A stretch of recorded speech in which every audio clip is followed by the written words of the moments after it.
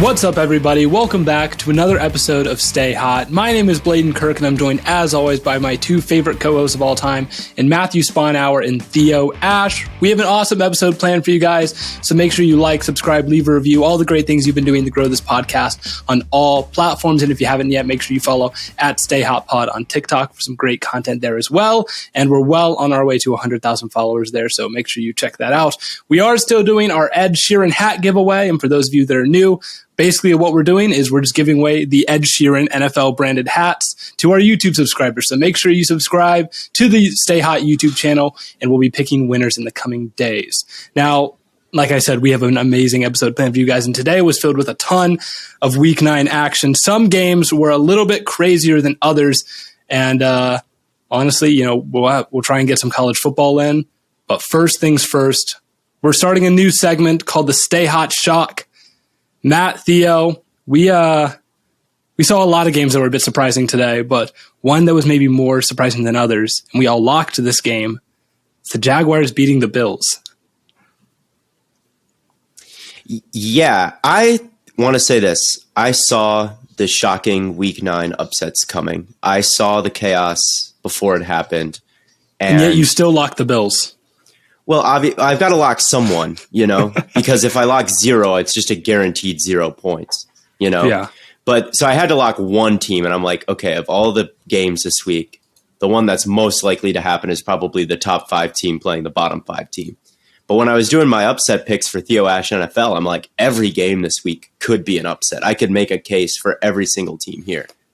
And yet, the one that I thought maybe was safe wasn't safe, and that was the Jaguars stunning the Bills. Yeah, Bills didn't play good. Bills are kind of prone to dropping dumb games. I still believe in them. I think they still get a little bit too much hate, but they are prone to these weird collapsy games. And I think a lot of that is not having a good run game on top of Josh Allen being great, but inconsistent. So the mix of that makes the Bills a dangerous team to collapse on offense. And that's exactly what happened today. They collapsed on offense. Yeah. Theo, you said you predicted a lot of upsets today. Well, did you have a justification for that? Or was it just gut feeling? Yeah, I was looking at all the games and I was like, Giants over Raiders. I could kind of see that happening. I don't know. It just kind of seemed like those teams are a little bit more equal in talent. The Raiders are coming off kind of a shocking, reeling week here. Maybe that plays into it mindset-wise. I didn't know. They just lost maybe their best wide receiver, That could be fair. An upset. I was looking at Minnesota versus Ravens. I think Minnesota could upset anyone every week because they've got that kind of talent. They just haven't really been in sync so far this year. The play calling hasn't been great. I thought that could be an upset. I mean, everywhere across the board, even my two that I picked were the Falcons, who were, for some reason, were 6-point underdogs, despite the fact that the Saints didn't have any talent on the offense outside of Kamara on the offensive line. Anyway, it's just all across the board. But with the Jaguars game, I think it comes down to this. Yes, whenever there's a really talented team that loses to a really bad team, obviously a lot of that is the really talented team just shooting themselves in the foot. Because if you're that superior in talent, if you just execute everything correctly, you should win the game. So obviously they just played bad. But you've also got to credit the Jaguars for, bringing it as well. And that defense really stepped up, and that defensive line. In particular, Josh Allen. The rough part about this game is Josh Allen, they've got a quarterback named Josh Allen. But the other team has a defensive player named Josh Allen. And I've seen a lot of tweets about that, but I don't know how many of them are really hitting.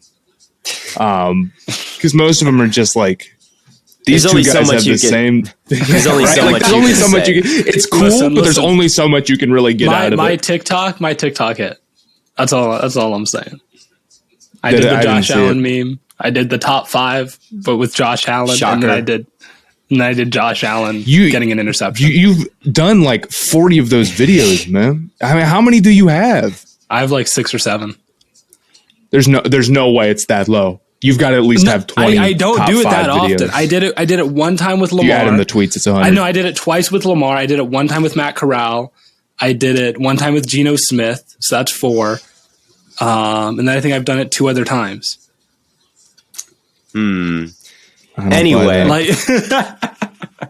that's multiple a week for the last couple weeks, though. That's at least one a week. I know. Anyway, I don't do it multiple times a week. It is. I don't. It is hilarious just how productive the defensive Josh Allen was today. Like, not only was Josh Allen got a sack on Josh Allen, it was also Josh Allen intercepted Josh Allen and also picked it. Like, it was just crazy just how productive the defensive Josh Allen was today.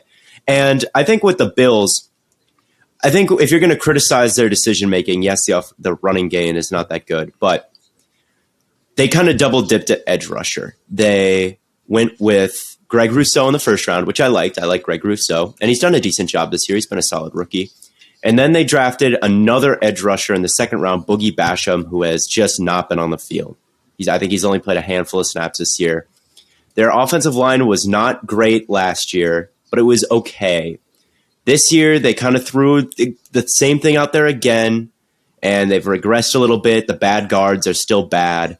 And I'm thinking maybe that second round pick could have gone to maybe a different. They shouldn't have double dipped at edge rusher. That's where I kind of point to the Bills and be like, that offensive line could be a problem. Yeah, and it's tough because even if he was good, we've talked a lot about the Bills and the depth they have on that defensive line, and they've invested and it's paid off. But at a point, it becomes diminishing returns, right? Where it's like, we can't play all these guys. You can rotate guys in and out to an extent, but they've got 4 other really good ends. I would rather have my best players on the field at high energy than just be like rotating guys constantly and like potentially. I think it's good to keep the defensive line fresh, especially late in games, because how you want to have some depth, football games? But like if you had to choose between, or like if the Browns were in a situation where they had so much depth at edge that it's like, oh, we're in late games and now we're starting Clowney instead of Garrett, I'd rather just have Garrett, even if he's not like at 100%.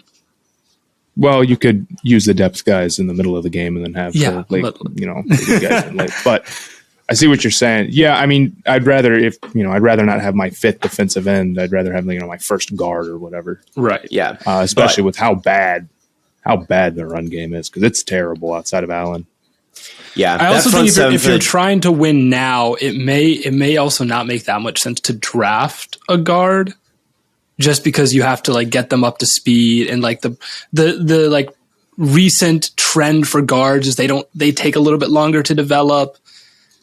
Outside of like Quentin Nelson, is that a recent trend? I don't know. I guess I don't know. Wyatt Teller wasn't good up until like his 3rd year.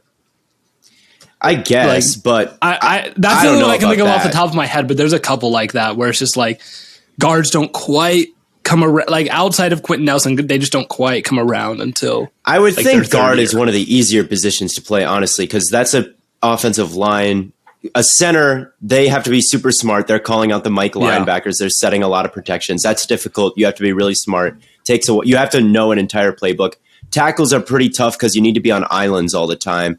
Guards, in my opinion, they get a lot of double team help. If you need it, you can arrange a double team. You can arrange a slide over to your side, get some help. So I would expect, I guess, that guards can. You would think guards have an easier job, and yet the Rams guards today have just been getting annihilated. Fair, yeah. I mean, you saw that one guy, Jeffrey Simmons, just bull rush right back into Matthew Stafford. I'm like, oh my gosh. And I thought about that today when I saw that. I was like, I'd rather my guard be able to have that happen to him than my tackle, because with the guard, I can be like, okay, center, you are now. If they're rushing 4, you kind of can make the decision if you want to go right or left. You have to go help out. You can choose. Okay, go left now. So yes, I would anticipate they start doing that the rest of this game, because that was their offense hasn't looked very good. Stafford started making some good throws, but they just haven't looked very good altogether. You know who did look good today? I know we don't want to just talk about our teams all game or all day, but the Cleveland Browns looked quite magnificent. They were. It was a big one. They needed it. They needed it bad. Stefanski said it. We're desperate for a win, and you could tell. Played their heart out. Donovan Peoples-Jones better than Odell Beckham. I don't understand why, because it's like Odell has been open on those routes before, and Odell just doesn't can't hit throw it. Yeah, it's like Baker just. It's not even that he can't. No, he can hit it. He can hit it. He just doesn't when it's Odell. I don't get it. It's happened before. It's happened again today. I don't know why. Again, normally I don't listen to the announcers, but I was watching it with Zach because Zach's a Bengals fan, so we had the game on, announcers on, and one thing they pointed out was like Anthony Schwartz, Peoples-Jones, even Jarvis, they run their routes very precisely, right? It's like, okay, you're supposed to make a cut here. That's where the cut is. But Odell sometimes, and he's great at it, he gets open, he gets a little fancy. And sometimes that throws off Baker's timing. And maybe. And I don't know if there's any truth to that. I haven't looked into it, but I can definitely see that being an issue. Yeah, I think the chemistry is just bad with them. Because like there'll be a portion of Browns fans who will be like, see, Odell was bad for the team. And it's like it's Odell's fault that Baker wasn't playing well. But I'd be hard pressed to hear it explained. How like is Odell like straight up just a negative player and a bad receiver? Is that how that works? I have a hard time believing that. But I think it's just like Baker does a poor job of getting the ball to Odell. So it's not necessarily Odell's fault, but Baker is better without Odell, and Odell's probably better without Baker. I saw a really interesting breakdown from Seth Galina, I think is how you pronounce his last name. I'm sorry if I botched that, Seth, from PFF. And he's kind of PFF's film review guy, not their analytics guy. And he had a really interesting take on Odell, and what he noticed when watching film is usually if you're in like a 3-by-1 wide receiver set or whatever, like there's 3 wide receivers on one side, 1 to the other. Baker loves to just go look at the front side concept. So like, the side with the 3. And then since Odell is kind of the wide receiver 1, he's set alone to the other side. And Baker just wouldn't really look that way so much, was kind of his explanation, is that Baker's not really checking the backside a whole lot where Odell was. That's what I got out of his little Odell take. I thought that was a pretty good explanation, or one that made sense to me as to why that could be happening. I guess that's fair. Because Baker balled out today. Like he hit a lot of really nice throws today. He really did, and he had a couple like tight window throws too. I was like, okay, like yeah. And like, last year, after Odell got hurt, is when he had his most production. And I don't think that's quite causation equals correlation. I don't think that's no. It's like Odell is literally, because not targeting Odell is not the only like that's bad. Yeah, I don't think it's quite causation equals correlation, but it's strange how he can't. I really do think it's just Baker has better chemistry with some of these other receivers. Like Peoples-Jones, it's obvious. And like it was obvious immediately in Baker's rookie year with Higgins. Like the chemistry is just obviously there. Yeah. So, but there was another team who played in that game. There was Cincinnati Bengals. They didn't show up. Are you a little worried about them? Because they're kind of overachieving this year. Now they've had back-to-back pretty bad losses. Losses to the Jets, who then turned around and lost by 30-something to the Colts, and now getting blown out by a 4-4 Browns team. I mean, if we're I saw a tweet today, Bladen, I assumed it was maybe you who replied to the tweet. It was either you or Matt, where someone was like, Burrow now leads the league in picks, and no one's going to talk about it. And then one of you guys, it wasn't me. Must have been Matt. Yeah, it was me.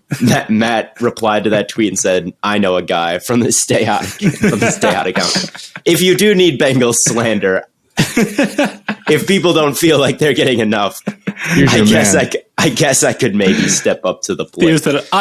I got you. I'll fill the role. No, but the Bengals I don't know what it was. I mean, Burrow actually had a couple chances to hit Chase downfield, and he just missed it by like a couple feet. Burrow's still not a perfect quarterback. It was just things just weren't clicking for them today. I think the Browns may have pointed out something that other teams are going to start realizing, which is that Eli Apple is very exploitable. This has been the case for a very long time. Eli Apple. He was playing okay this year. He hasn't been as bad as he has been in the past, he was getting... Today he was getting annihilated all game long. Today, Eli was Apple a return to form. Was consistently getting beat at Ohio State, and he's been consistently getting beat pretty much everywhere else he's gone. He's one of those guys where he's just good enough where a team will probably give him real snaps, but he'll be frustrating. Yeah. He's the type of corner you target. Yeah, no, Burrow, took advantage. Burrow leading the league in picks. Here's my take on it. I think part of it is the arm strength. I do. We had Jordan Palmer on here last week, and he kind of validated me a little bit with my Alex Smith take, which I thought was interesting. But you'll see a lot of his picks. They're not like Mahomes has had some picks that's bounced off face masks, or some picks just get dropped. They're not the quarterback's fault. Burrow's had those guys had those kinds of picks as anyone would. But a lot of Burrow's picks this year have come on throws that are just crazy, like Mahomes, Rodgers type of throws. And he just isn't that guy when it comes to, that's just not the game that fits his skill set. So when he tries to play like that, it results in turnovers. There was a pick against the Packers where it was just like on the run, trying to like loft it over a guy, but within the window of the safety. Like it would be take ridiculous arm talent to pull that off. His second pick today would have taken ridiculous arm talent to pull off. He had a pick against the Raiders at the back corner of the end zone. It would have taken ridiculous arm talent to pull it off. He's been playing this year like he has ridiculous arm talent. And that aggressiveness has paid off in some of these games. And Chase, when Chase is cooking, Burrow is kind of cooking. But when Chase isn't cooking, it's kind of resulted in some bad turnovers for Burrow, and he's at the top of the league in interceptions right now. That's my take on it. And again, that's not saying Burrow is trash. That's not saying Burrow's like horrible. I already know people are going to come at you and be like, just apologize to Burrow already. And I'm done. It's true. It's just like, he's a young quarterback who has hardly played a full season of games. Maybe today was like game number 16 for him or 17 or whatever. And he's trying to do too much. Yeah. And that's a very, very young quarterback fixable problem. Absolutely. Yes. And he is his pocket movement is good. He does make quick decisions. His reaction time is fast. Like, he's a smart guy. So eventually I think, like, if he ends the season and the Bengals end up missing the playoffs and he looks back and he's like, oh my God, I threw 18, 19, 20 picks this year, he'll get into kind of the smarter decisions and maybe eliminating that from his game. But you might see the giant plays and the leading the league in 30-yard passes kind of come down as well. So that's just my Burrow take. That's kind of what it's always been. So it's kind of more of the same. But yeah, the Bengals are starting to come down to earth just a little bit. Not a ton of star power on the defense. They were overperforming in a lot of areas, I think, and now it's starting to come down a little bit. That's okay. I am totally Broncos-Cowboys was a game that happened this week. Was it? And we can talk about all the other stuff, but Javonte Williams will end up being a star as soon as they start giving him more carries. How many carries did he have today? I don't know, but it seems like once a week he has a big boy run, which is not shocking if you saw. I wish he would get more 17 carries. It needs to be 35, 40. I wish he got more touches because I predicted him like as a dark horse offensive rookie of the year. You did like him. And I'm just like, man, if he got like 25 touches a game, like he would win it, I think. They probably won't bring back Gordon, or if they do, they'll probably start giving Williams a What's bigger Gordon's workload. Contract like? Is it just this year? It's done after this year. Okay. He was very, very close to getting traded at the deadline, so I figure he's pretty much gone after the season. Yeah, so I was really excited about him. Dak played pretty bad. He did end up getting some garbage time counting stats that made it not look so bad and helped me in my fantasy game. My very fraudulent win because the other team Stafford would do that right now. I scored 60, but it was an overall bad game for Dak and a bad game for the offense. Yeah, and kind of a coming back down to earth for the defense too. Randy Gregory has been just lights out this year. Today he couldn't do much on a bad tackle. Trayvon Diggs got burnt by Tim Patrick. Again, so he's someone who has given up a lot of yards this year, and if the picks aren't coming, that he is susceptible to stuff like that. So a little bit of a oof for the defense, a little bit of a, okay, that's kind of more what we expected from the Cowboys defense. Yeah. And the offense, Dak coming back from the injury just didn't look sharp. Just not at all. But once and again, he really isn't. Go for it, Bladen. Theo, you've had a lot of takes that people criticized you for that are now coming back and looking really good. One of which is the Denver Broncos are actually good. My take on the Broncos is that they weren't actually that good, but because of they'd be one of those teams that aren't actually that good, but they make the playoffs anyway, like the Colts last year, or Washington last year, or the Bears last year. They'd be like one of those teams with a really good defense that wins them enough game to make the playoffs, and they'd really be in good shape right now if they could have won some of that Pittsburgh game. Yeah, they needed to clean up a little bit if more. If they could have beaten the Browns with Case Keenum. Yeah. It's like you gotta pull those ones off. It's not impossible. I mean, you look at the rest of their schedule, there's a lot of winnable games, but it's not easy. They're getting into the Chiefs and the Chargers and the more difficult. I was hoping they'd be around they had one more win right now. Good. I'd be feeling. But 5-4, not a bad place to be. 5-4 is not a horrible place to be. It's not bad in a bizarre AFC. It is. It isn't. If they were in the NFC, I'd feel great about it because right now the NFC has the Falcons in the playoffs and they're 4-4. And the NFC is kind of normal right now. The NFC just mostly makes sense, but the AFC, it makes sense at the top. They're kind of opposites. Okay.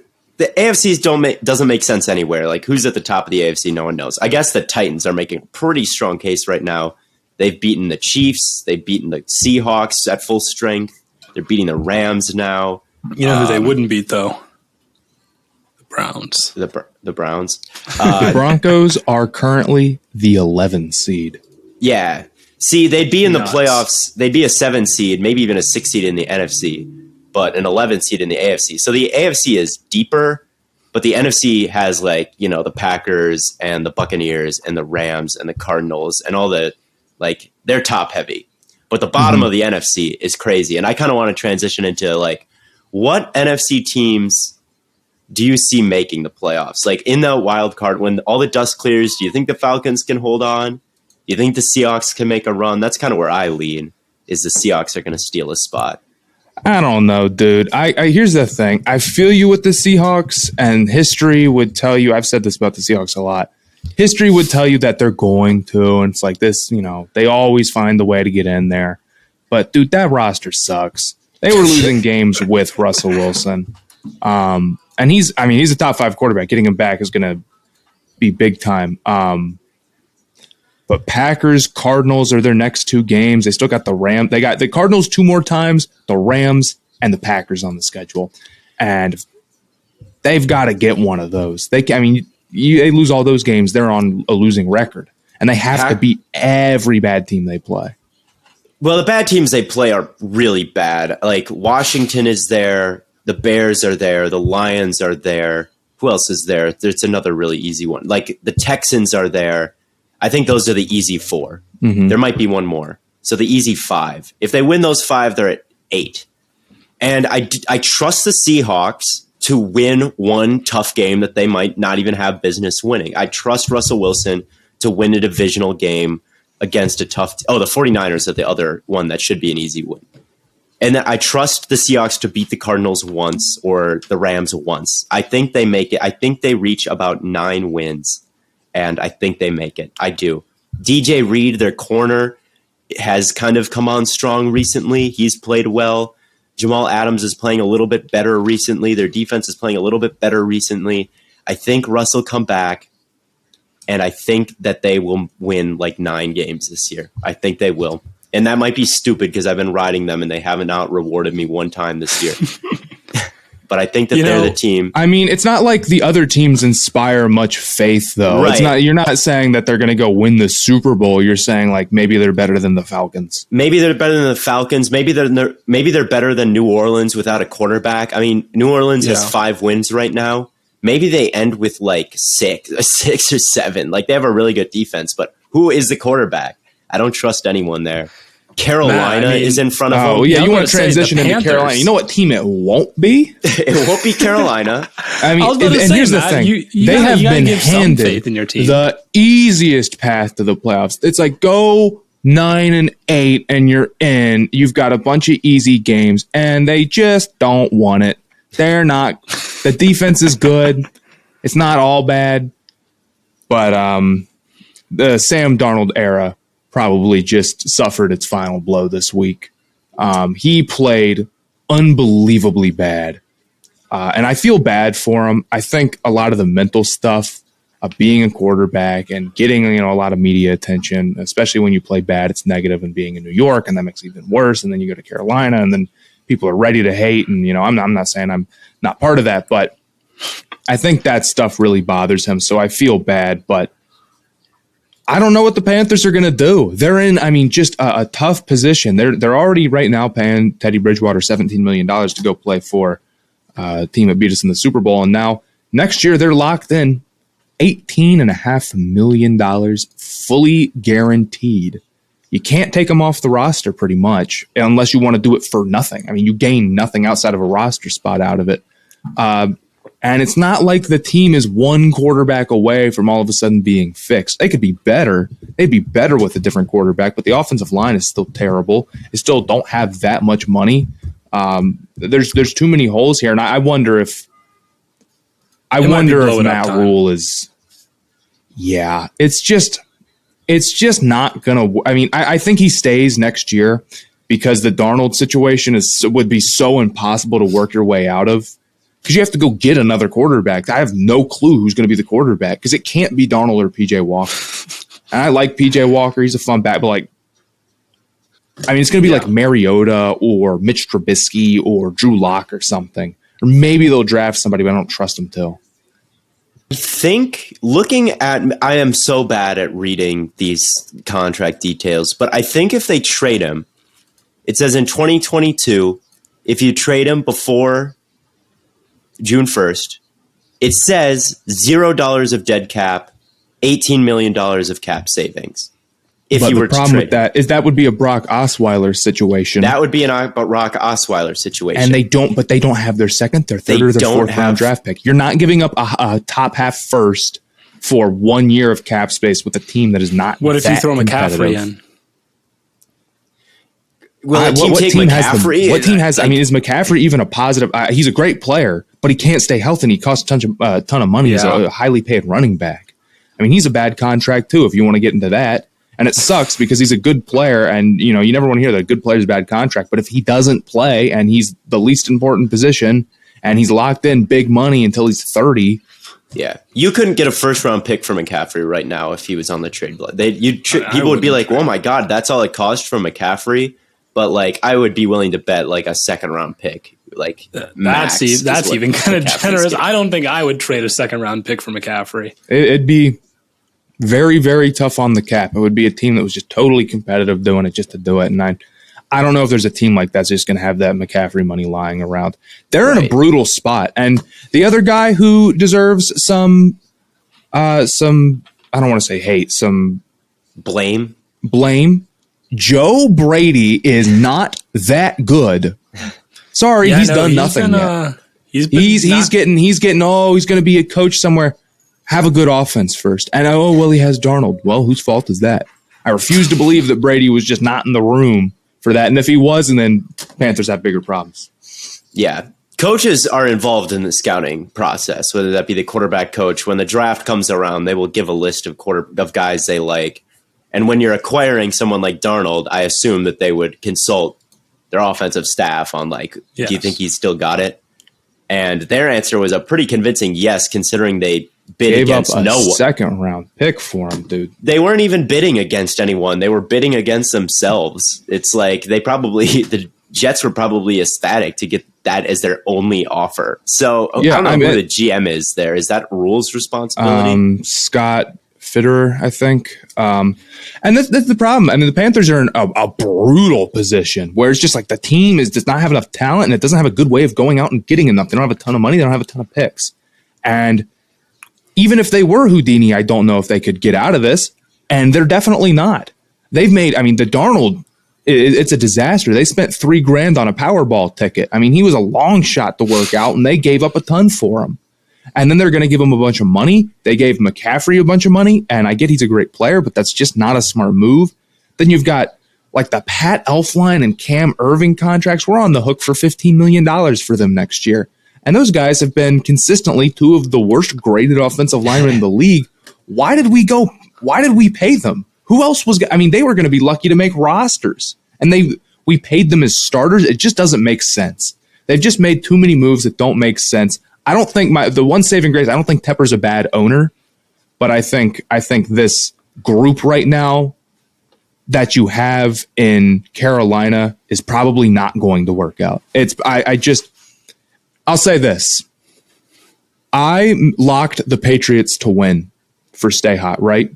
And I know It might seem like I did that as sort of like the win-win because I get the lock right or my team wins. That's not why I did that. I locked it because I knew they were going to lose. I knew they weren't going to win that game. Jesus. That's fair. That's tough. And it's just okay. And they made multiple all-in moves for this season. Yeah. And they just need to be 500 and they can't do it. Matt, here's a proposition. Here's a proposition, Matt. You trade Sam Darnold to the Buffalo Bills.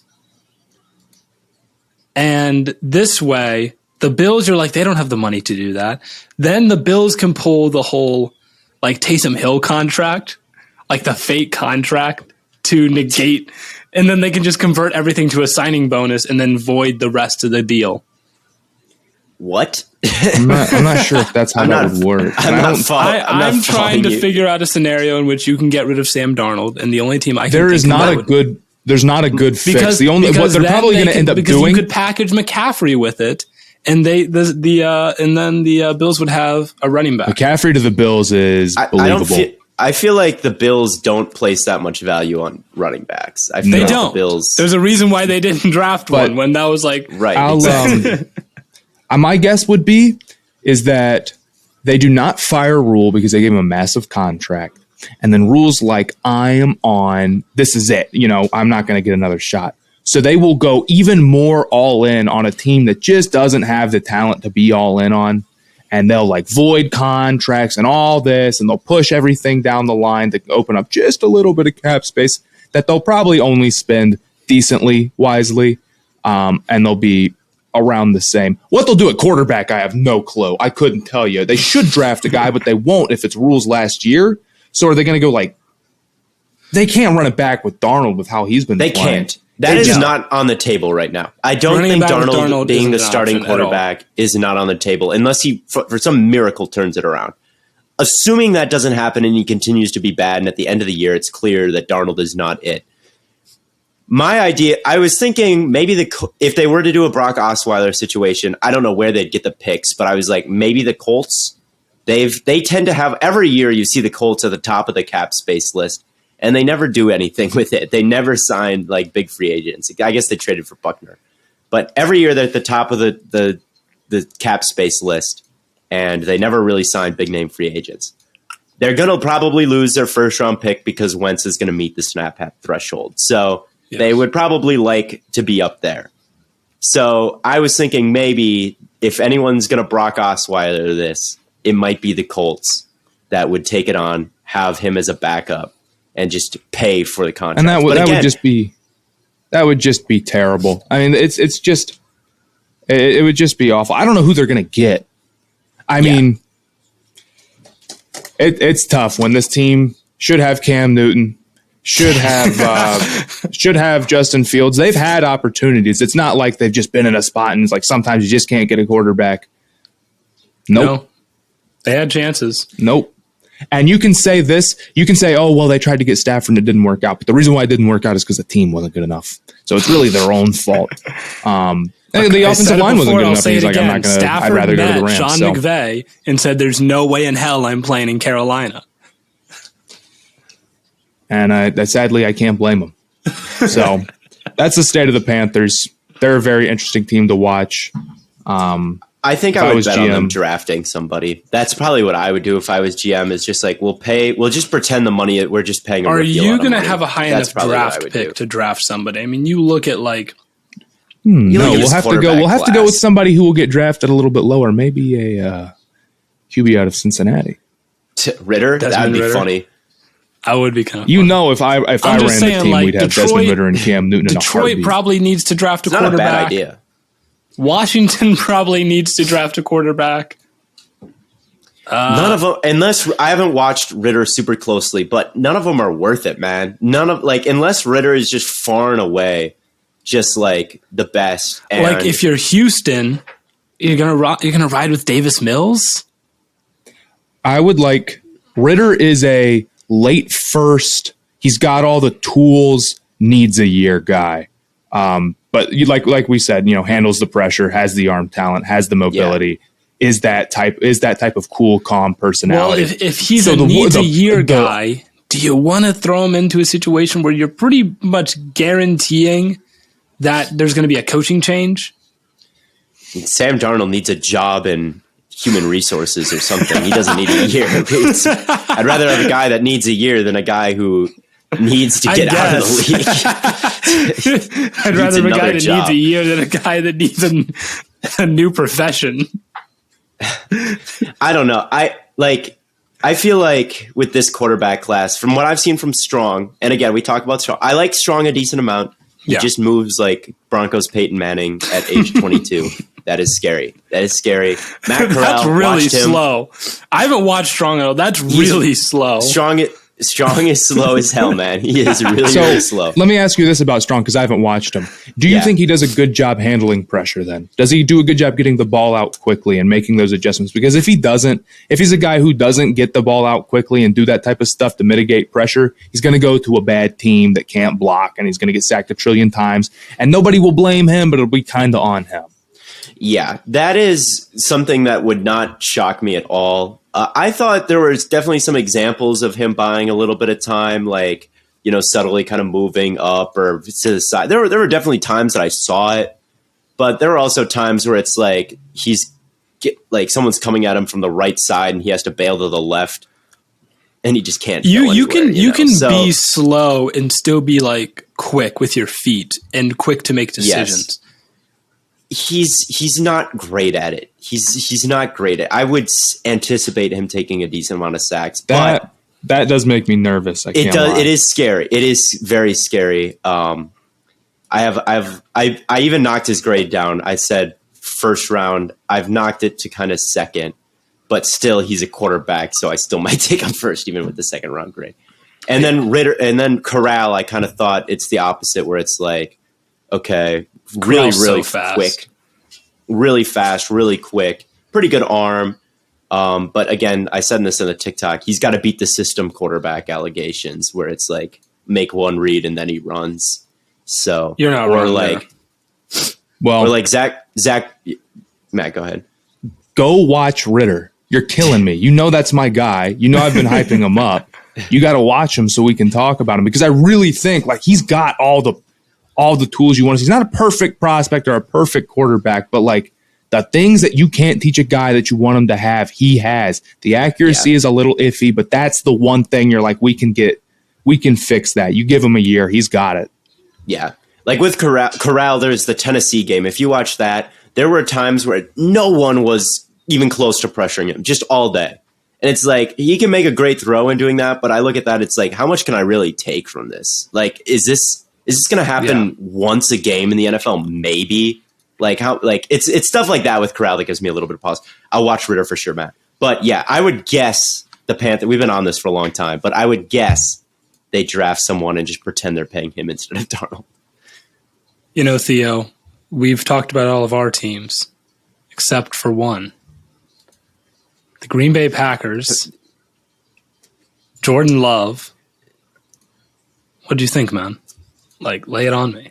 I thought that it was a good case for Aaron Rodgers for MVP, because like we scored one time in sort of garbage time. I guess it wasn't garbage time because there was a chance to win the game, but one time very late was the only time we put points on the board against a pretty bad defense. Like, that is an easy win with Aaron. So I thought like it kind of bolstered an MVP narrative that you could make for Rodgers if he really lights it up the second half of the season. But I was not super impressed with Love. Did you feel like all. the Chiefs defense was playing better, or was it just obviously that Jordan Love was just not I think playing? they were just aggressive, honestly. Yeah. Like there was some like I feel there was one play I watched where it was 3rd and whatever, and they just sent like stupid pressure, and Love just game number 1. Yeah, no, I did see it. the Chiefs did send a lot of heat. They blitzed a lot. Yeah. The Ravens They did not did give that him a too. break. And there are ways to beat that. Sometimes it looks unstoppable. Sometimes against dumb quarterbacks, 0 blitzes, they're like, he's just under such immense pressure every play. Like, look at everything letting him down around him. He's under there are answers to beat big blitzes. That's why you don't do them to guys like great quarterbacks, because they'll just be like, okay, if someone's open, then I'll just make a quick decision. It's been a year. Jordan Love has learned in a great environment, behind a great quarterback, Aaron Rodgers, and just had no answers, which was a little bit concerning to me. They only put up 1 touchdown, although they should have had more points on the board. There were some missed and blocked field goals. Very winnable game. I don't know. I feel like learning But behind overall, someone and actually getting like action doing it is different, right? Like it doesn't. You give him a little bit of a break. Like it's game 1 on the road. It's game 1. It is game 1 on the road in Kansas City. I'm just saying, I would have liked to see more from Love. It would have been better if he had played better and scored more points. It was not a good debut by any means. It was not good. He played straight up bad. Let's call it like it is. It wasn't the worst debut I've ever seen in my life, so I guess there's that. But it was bad. He played bad. It just looked a little fast for him. Yeah. It looked a little fast for him. And maybe that's normal for a first game. But the way it is with those young guys is you can always make excuse year 1. And every game that a guy plays that he doesn't start playing good yet, the odds of him actually turning out good get a little bit lower. So it's not like over for him or anything. But it's not over for him. But as someone who didn't love him coming out of Utah State, as someone who has had a year to sit, it just didn't inspire much confidence in me, because I'm kind of operating under the assumption that he's not good, because that was my pre-draft take on him.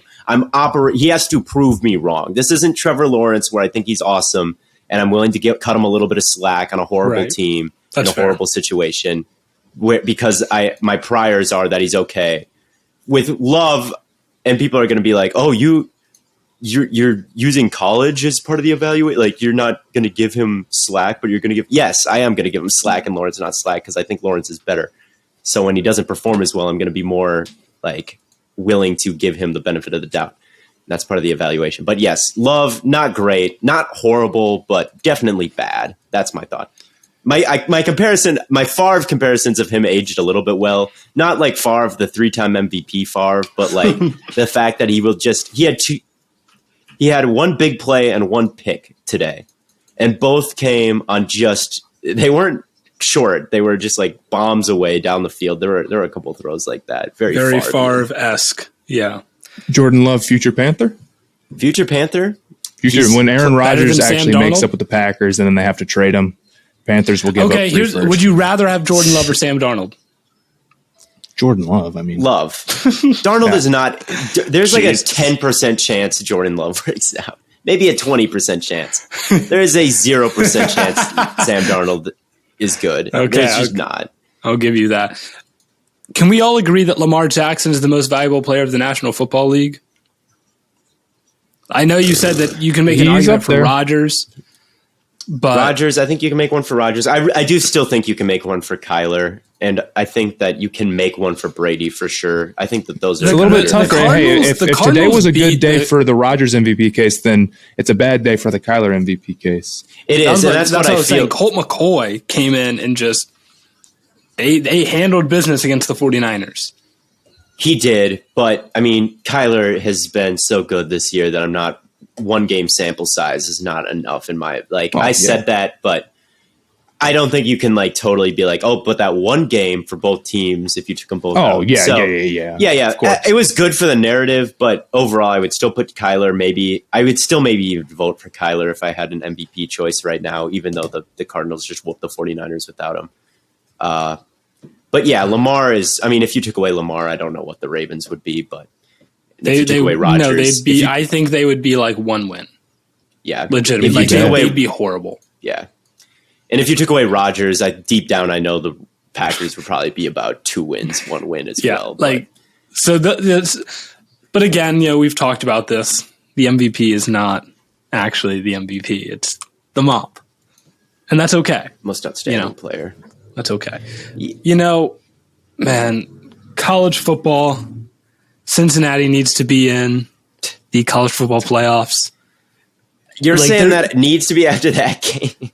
Listen, look, Cincinnati is fraud. They are. They're not that good. Everyone except for Georgia is. Everyone except for Georgia is. I get that. But it's like, man, every time I see Cincinnati win by 1 possession against some non-group of 5 school, I'm like, man, literally I do kind of see where they're coming from a little bit. I'm sorry. I still rank them. I think that me and you could have gone in for LSU's quarterback and won that game against Alabama.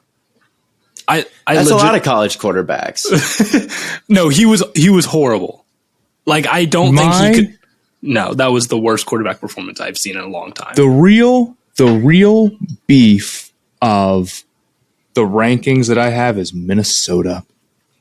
They ranked Minnesota after, I have to hear about, I heard about how Cincinnati would get crushed by half the teams in the Big Ten, which even if you think Cincinnati's a little fraudulent, which I'm not going to blame you for thinking. I'm not. I was at the game. Let me tell you, if you think they're a little fraudulent, you got it. But they are. People overdo it. We're not getting blown out by half the teams. This ranked team in the Big Ten has looked on par with the MAC opponents they've played, and they just lost to Illinois. They almost got shut out. They should have lost to Miami. And the only reason they were ranked, is because Ohio State needed a ranked win. And that's coming from a person who roots for Ohio State. Yeah. Yes. I think Minnesota lost to Bowling Green. I think the style Illinois. points, I know this is going to sound biased, but style points have become so overrated. Oh my God. People act like it's the most important thing. And I get if a team plays some close games, you drop them a little bit, if they're against bad teams or whatever. But people are like, oh, Cincinnati's fraudulent and they need to drop. But who are they dropping below who hasn't played close games? It's the idea that there's so many teams that just blow out every team that they play. It doesn't work like that in the NFL. Right. And it doesn't work like that in college football. Right? I mean, Oklahoma has done that. They're right below us. Michigan, they've done that. They don't have a ranked win and they have a loss. So I understand if you want to say that Cincinnati looks a little questionable, but saying that they should drop in the rankings significantly or whatever, I've seen it, I think you're overestimating the teams behind them. I saw someone say that overestimating. I saw someone say that LSU would beat Cincinnati. And I'm like, there is no chance. I would bet my life there's a chance, that quarterback but we'll never. I bet that quarterback throws we'll never. three I guess we'll never know. Yeah, no, we'll never know. But LSU is not good. They're 4-4, and they haven't played. Their one good win is against Mississippi State, I think. But they lost to just some awful teams. I have to look it up now because it's just the standard that people have in their head for what a college football playoff team looks like is really only met by Georgia. Every other team is not really that good. Oh, LSU lost to UCLA. That's a Power 5 team. Come on, bro. UCLA was killing me. They were ranked for a little bit. I thought you were going to say UC Davis or something. UCLA is not that bad. Come on. The thing that was killing me is having to hear that Nebraska is actually not that bad of a team because they played some close games against ranked opponents. Nebraska's not that bad. They're only 3-7. But look, they played a 1-score game against Spencer Rattler in Oklahoma or whatever. Stop. Style points do not matter that much. They've also lost to a bunch of unranked teams. They're not good because they play close games with good teams. That speaks more on how easy it is to play a close game with a good team because that's how football works than it does how good Nebraska is. Yes. Matt, I agree with you completely. I think that the how you win shouldn't matter so much. I think that you can debate all you want. It's if Cincinnati's in the SEC, they would do this and this and this. I guess we'll never know, right? I guess we'll never know. It's not happy. You're making up. There's this made up idea of Cincinnati in your head where they're in a power. That Cincinnati doesn't exist. We only have this Cincinnati. And I see them play these games, and I look at them, and I'm like, this is not what I expect a college football team to look like. But, Matt, you're right. The only one that is like that is Georgia. So as long as they're undefeated with a top 10 win in Notre Dame, they fit the resume. They have. But here's the thing. So do you know how you figure that out? How? You create a college football playoff so you can see how they stack up against the other top teams. That's right. The whole point of the playoff. But when it switched in people's head from the most deserving teams, because back when the BCS was a thing, there'd be teams that deserved to play for the national title that didn't get a chance, and they made it 4 so it wouldn't happen, because there's never more than 4 teams that deserve to compete for the national title at the end of the year. But when it switched in people's heads from most deserving to best, everything is now, it's like, you don't even get the most deserving teams in, and now there's teams that deserve to compete for a national title that don't even make the top 4, so we need to expand it to 12, and that's not really the problem. It's that they don't let in the deserving teams. It's like Bama might be better than Cincinnati, but if Cincinnati goes undefeated and Bama loses to Georgia, well, we don't need to know if Bama is the best team, because we already watched them not be the best team. Yes. That obviously only goes to an extent. Like, it's a little bit different if Coastal Carolina goes undefeated against, like, only like completely awful teams. But Cincinnati has a road ranked win by double scores. Like, this is not, or by multiple possessions. This is not some team that's done nothing. A lot of their close games are played. If you want to know why this happens, it's not a talent thing. It's not that they're not talented enough. It's that their offense is terribly sloppy.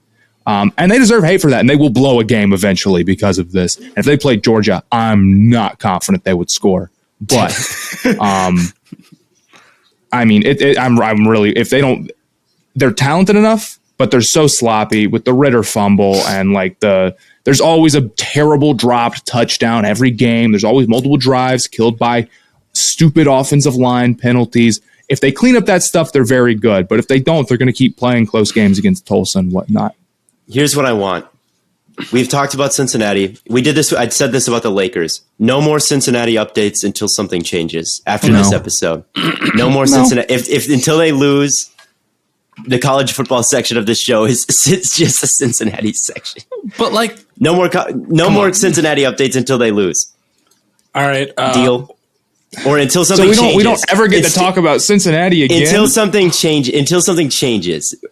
If next week they're ranked 6, then we might as well not talk about college football, because nothing is changing in any. I will admit we do talk about them too much, but it's more. I more want to talk about the rankings and the college football playoffs than I do really Cincinnati. And Cincinnati is just a good example of it. If you want to talk about other teams, Michigan State, Purdue, that upset was very, very predictable.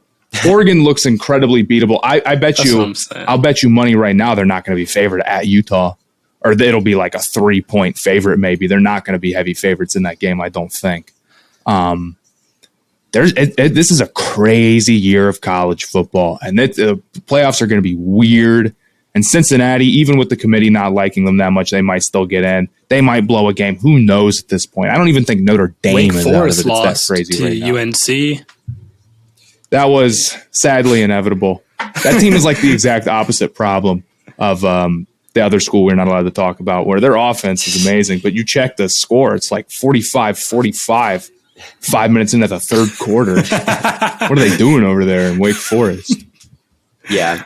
No, Wake Forest is funny. Like they won a game last week. Who did they play? Army?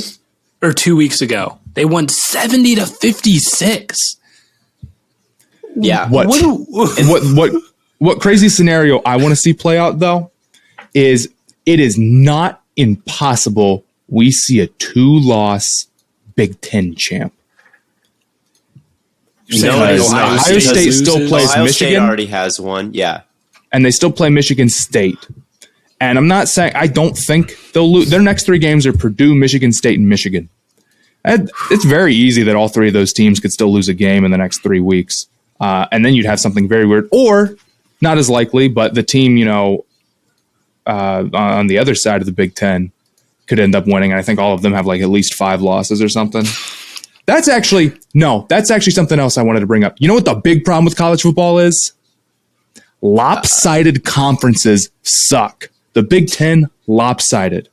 The SEC, lopsided. The West is so much better than the East. And I think that makes it way less interesting. I hate when it's all stacked up one side, and then you get to the championship game, and it'll be like Clemson versus Virginia. You can't just flip around the conferences every single year to like make it more balanced. Can you? No, but you can't just do it every year. Can you take away the concept of North and South or West and East entirely and just have it be like the top two teams overall? Or I'm like, what you're doing when you're putting like, you've got Wisconsin and Minnesota and like Northwestern on one side, and you've got Penn State, Michigan State, Ohio State on the other side. How long has it been like that, right? Like, I guarantee, like, listen, I'm not going to sit here and act like I know the history of the Big Ten and I know like who's always been great, who hasn't. But you can't tell me that Ohio State, Michigan, and Michigan State have always been like the best teams in the Big Ten. Since they made the conference. They were lopsided when they made them. I can say that. I'll take your word for that. One other thing I want to talk about. Shout out the boys down south in Tucson, our bitter rivals here at Arizona State. Yes, the Arizona Wildcats won their first game in, I think, 2 years. Their first football game against a decimated Cal who had half their team out on COVID. They stormed the field after winning. Arizona did their first game in a long time. I was starting to feel bad, but it's still first game in 2 years. What is this? The 2017 Cleveland Browns? Like, shout out U of A for finally getting a single win in football. I just have to say that. Also, Jaden Daniels, my guy here at Arizona State, was getting some big draft hype. He is not that good. I hope he doesn't listen to this podcast. You guys want some NBA opinions? I got a couple of them. Can we talk I want to talk about the 76ers, and I want to talk about how Doc Rivers is a regular season merchant, because I don't know how the Shake Milton 76ers are 8-2 right now. Matt, what are your thoughts on the 76ers? Hey, man. Some 76ers 5 out. I'm liking it. The offense is nice. Curry's doing good. And I said this before. I'm going to say it again. Man, this team is cooking right now. Ben Simmons for Brogdon in a first does not look that bad. Adding Brogdon to this team, he fits in very well. It would not be bad. And you'd have all those picks to still try to make a trade. They're just good. It's just easier to run an offense when you don't have to worry about that type of stuff. When you don't have to worry about having somebody in the dunker's spot all the time. I mean, they still do, but not nearly as much. Or they're able to, have 5 out there spacing, and it's letting Embiid do his thing a little bit more too. It's not even just about the spacing, but well, I guess that is still, but it's not even about having 5 guys who can shoot, but it's about giving Embiid more room because, he can be the guy down low a little bit easier. And and the defensive side has not struggled that much because as great of a defender as Simmons is, you still got Embiid on that team. When you have a center that good on defense, you're probably going to be good on defense regardless. And you got Thibault as well. So it's not like you don't have guys who can still play. I don't think this means Simmons it's like just like a negative player entirely, but he's someone that you might be able to accept kind of an underpay for now more than you were in the offseason. Like if you don't get an all-star back in return, it's okay because you can see the impact that he's not having, right? If you bring him back, it's a circus, right? Just from an organizational standpoint, a media standpoint, even if he plays all right, bringing him back, even if everything is totally okay in the Sixers building and they're totally supportive of him, it just puts this burning hot spotlight on you. You'd be inviting that burning hot spotlight, which nobody wants. You're doing fine without him. If you trade away Ben Simmons and you might get less than maybe people would expect, it might be okay. I agree that this is probably... I respect Morey for sitting on his hands a little bit and waiting it out. I think that's better than rushing into it. And because you can always accept an underpay. Yeah. And there may be not any humongous rush right at this second. But man, if they had another guy shot creating and you'd have, Embiid doing his thing and then Harris and Curry and whoever else to defer to, that's a lot of guys, Milton, I guess. Yeah. It's a lot of guys. Once you get to the playoffs, you need someone that's not just Embiid. They're not winning the finals with just Embiid and their second best player. No, and that's what Morey's thinking. He's like, right. I'm holding out. I will figure it. It's a tough one. It's a tough one. And I don't even know how tradable Simmons is just because it doesn't seem like he wants to go to that many different teams. Right. And it seems like he's obviously willing to hold out. So that'd make me very nervous trading for him. But yeah, there's a bunch of crazy stuff in these Eastern standings, Matt. I'd be curious to hear your thoughts on maybe like. Hold on. Can I talk about the Cleveland Cavaliers? Yes, you can. They're one of the teams that are. The Cavs are 7-4. What are we? The Cavs have a better record than the Browns right now, and the Browns are supposed to be good. Like, I don't know a lot about what's going on with the Cavs right now. I'm gonna keep it a buck. Sexton balling. But like, there's some stuff here where you're like, this isn't going to hold up. Like the Hawks are the 13 seed and the Bucks are way low, and the Cavs probably won't finish the year as the 6th seed if I had to guess. I mean, I guess not, but like they've beaten what like solid teams. I'm not saying they haven't, but and the only thing is it's a long season. It's a long season. It's a very long NBA season. Do not get. I saw people getting caught up over the standings after like 4 games. And it's like it's fun if your team's first, but like this isn't the standings. This isn't it, guys. The Cavs are set up to be fantastic on defense for a very long time. Mobley at the 4 works, and Allen is also fantastic defensively. And having 2 guys like that on the interior is just brutal. It's tough to score on them. And the big thing you're worried about, okay, it's like, well, what about their offensive scoring potential and how are they going to create shots from the perimeter and whatnot? But Garland's a good player. Sexton's a good player. Ricky Rubio balling out. Now, I don't know if that holds up forever. He put up 37 tonight. I wouldn't expect that from him every single night. 37? But the core, Jesus. It's a career high for him. But the core of a tough defensive team that plays basically 2 bigs out there because Mobley's so quick, he's able to, he doesn't get exposed on the perimeter. That core right there will make them a very strong defensive team. It's a winning setup for them, and they just have to build around it. So I even if they end up being like the 10 seed, or even if they don't even make the play-in, I think you like the building blocks that they have to be an interesting and good defensive team. The other thing that I wanted to bring up, though, Jokic will probably be the most valuable player this year. He might not win the award. I don't want to say probably. I just said not to overreact to this many games. But he will not get it's very likely he doesn't get the respect that he'll deserve. He is a top 5 player. He's playing out of his mind right now. At least he's playing really solid defense right now. I saw him hit 3 almost from the logo the other night. He's nuts. And he's just one of those guys who, to get respect among superstars, it takes a long time. People are very slow with this type of stuff. And I don't blame him because, being one of the top guys, you got to really, really earn it. And you got to do some crazy stuff because you're up there competing against Curry and LeBron and Giannis and Kevin Durant and whatnot. But he is that good. I can't imagine that if you switch out. There's a lot of other superstars I think you switch out with the Nuggets and they get way worse. So what he's able to do for that team is just nuts, and he deserves more respect than he gets, even though a lot of people know he's good. Top 5. Yeah, I would agree with that. He's crazy. So awesome, and his play style is hilarious. I want to say I heard a crazy stat today. The Knicks have played 5 home games, and I think there have been 3 career high nights in those 5 home games from opposing offenses. Like the way the Knicks have completely flipped from like the best defensive team in the league under Thibodeau and just like a grinded out Julius Randle's your best player, defensive powerhouse type of playoff team, to a team that is kind of a liability on defense and has to put up a bunch of points to win games. I think that's kind of an interesting trend you're seeing earlier in the year. And I think when the Knicks are good and you've got the Knicks fans acting crazy, you've got the bing bong stuff, you've got them just going nuts outside the stadium after these wins. You got bing bong going on. You got bing bong going on. It's Madison. You saw it a little bit in the playoffs with Trae Young. Going to New York and playing the Knicks, it's like playing on hard mode. I think like if you're the Knicks, it's the same with the Chiefs. I think a little bit. Eventually, like teams just kind of, when it's Chiefs week in the NFL, you kind of turn it up a notch just because that's the aura they have. The Knicks are not like the Chiefs in that they got this reputation by being great for years. They got this reputation because of the city they play in.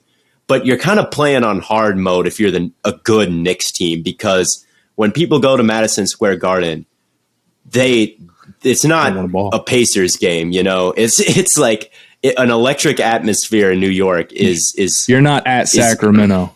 You're not at Sacramento. anytime I hear like NBA stories, they're like, "Man, we were at the Garden," and it's like right. It's like you gotta play when sick. you're at the Garden. And it's sick. Like, I think a little bit of that is I think that's kind of a psychology part of the game. Is like you've got all these career high happening.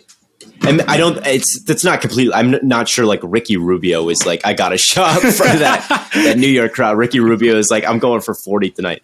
But I do think it's interesting how that trend is flipped and how Trae Young got approached and how that's kind of become a legendary thing. All right, one more thing before we wrap. I have this bet on the Monday Night Football game. I have a vision. I have a low-scoring game vision. I put $20 on this to win 10,182. How do you like my odds? Pittsburgh ends up, it's a bad performance from the Bears versus this defense. It's going to be one of those disaster Fields games. The Pittsburgh defense scores a touchdown. Fields is under 184 yards passing or 185 yards passing. And but he does get one touchdown with his legs. He rushes for a touchdown. Najee Harris rushes for a touchdown. It's kind of a low-scoring game for the Steelers as well. Ben Roethlisberger under 241 yards. Roquan Smith locks down Pat Freiermuth under 34 yards. And the Pittsburgh Steelers win by more than 6.5.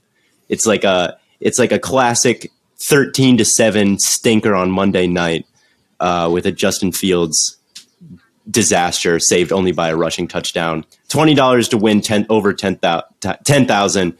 Am I a rich man? Here's my thought process on this. I might have to get in on that because I can't watch. I'll be crushed if I'm like, maybe I should get in on that, and then I don't, and then it happens. Like, so the risk is pretty high there. What would you do with the money? That's the real question. The odds not amazing, but like I can see the vision. I almost don't want it to be even close to happening because I would be way more stressed than I need to be if it was like got to the end of the game and all I needed was like Ben Roethlisberger to stay under. It's like all of a sudden $10,000 is at stake. I would be sick if I lost it. What would you do with it though? What are you doing? You're winning. It's a lock. What are you doing with your 10 grand? I am. I don't know. I guess I'm investing paying rent. NFTs? I'm investing in NFTs. I'm investing in my Theo Ash brand. I'm drawing my own. I'm drawing my own NFTs. Stock. I'm downloading the Stay Hot logo. I'm making a website. That's what I'm using the $10,000 on. A website, some infrastructure, and then I'm going to sell. How much do you think a website costs, Theo? $1 million. It's going to be awesome. Stay Hot branded NFTs. We're going to burn down the rest of the northern Arizona forests for these. It's going to be it's going to be awesome. But you'll make a lot of money. I'll make a lot of money though. You'll make a ton of money. Yeah, so it's worth. Keep your eye out for those. And then we're going to space, right? Yeah, and then we're going to space. Stay hot space. Stay hot space. No, here's the thing, right? A lot of that stuff does sound kind of reasonable. But then you're like, all these like low scoring things need to happen. And then you're like, oh, but the Steelers are also going to cover the spread. Yeah. And I'm like, if you you never bet. Look, for kids listening at home, don't ever actually bet on a defense scoring a touchdown. What I was gonna say. If what could kill you, I see the vision. I don't think it's a bad bet, but if something's going to get you, it's the defensive touchdown. That's pretty. And with the Steelers odds. defense, they can definitely pull it off. But that's it's not like unthinkable. But even the best defenses are bad odds to score a touchdown. But hey, the Browns had a pick six today, so like they did. I wish it was there. What? Anyway, that just about does it. It is a lock. Don't bet on a defensive touchdown except in this game. So if you want like $10,000, if you want trail me, boys. Yeah. So if everyone bets on this, right, we all win $10,000. It'll clear out Vegas. Hold on. Will you be excited if you win? Because you're never excited about anything. Would this be like finally the Theo Ash, like, oh my God, I won? Like you never do that. If I won $10,000, I might crack a smile. Maybe. This dude, I can't. You don't mean that. You would be crying. Team will win. You'd be calling your mom. Your Twitter feed would be nuts. My Twitter feed, I'd say I'd have one snide remark. Can we get Theo Ash shedding a tear of joy? Is that? I guess we'll see tomorrow when it hits. When, not if, when. Because it's going to. But I think that does wrap things up for us. Theo's lock is night costume. Actually, yeah, no. Theo has a sword. That doesn't wrap things. Theo has a sword. Also, Theo, I might end up taking you up on that trade offer. I don't know yet. Okay, wonderful. So tuned. If after this you get a trade request, accept it. Okay. But as always, tons and tons of content coming your way on all platforms. We'll be back Friday with kind of a mid-season episode. We're going to preview. What would it be? Week 10. Week 10 at this point. Preview it. Don't miss out on all the great content coming your way. And as always, from Corn Boy, Gambling Addiction Boy, and this is on like massive scale gambling addiction. Well, okay. I'm 14-4 with my underdog picks. I'm 14-4. I'm you good. You have a better record with your underdog picks than your locks. I think that's funny.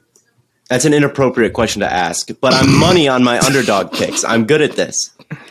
All right. So, as always, from Corn Boy, Gambling Addiction Boy, even though he's good at it, and Lemon Boy, here are the Stay Hot shout-outs, and we'll catch you on the flippity flop. Hi, this is Chase from Iowa. I'm calling about my Dallas Cowboys, and we just got blown out by the Denver Broncos. Teddy Two Gloves torched us. Check down.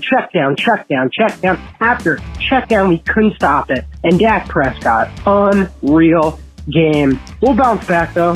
Hopefully. So I'm just calling to say yet again for another week that Joe Brady does not deserve a job. He is terrible, and he can't scheme anything other than Christian McCaffrey. He was carried at LSU by Terrence Marshall Jr., Justin Jefferson, and Jamar Chase. He sucks. Duval! This is Will from Gainesville, Florida, and I just gotta say that the Jags beat the Bills. The best Josh Allen wears number 41 and plays in Jacksonville. Final score 6-9. Urban knew exactly what he was doing. Go Jags, baby. When we lost to the fucking Jacksonville Jaguars 9-6, I want to jump off a fucking cliff.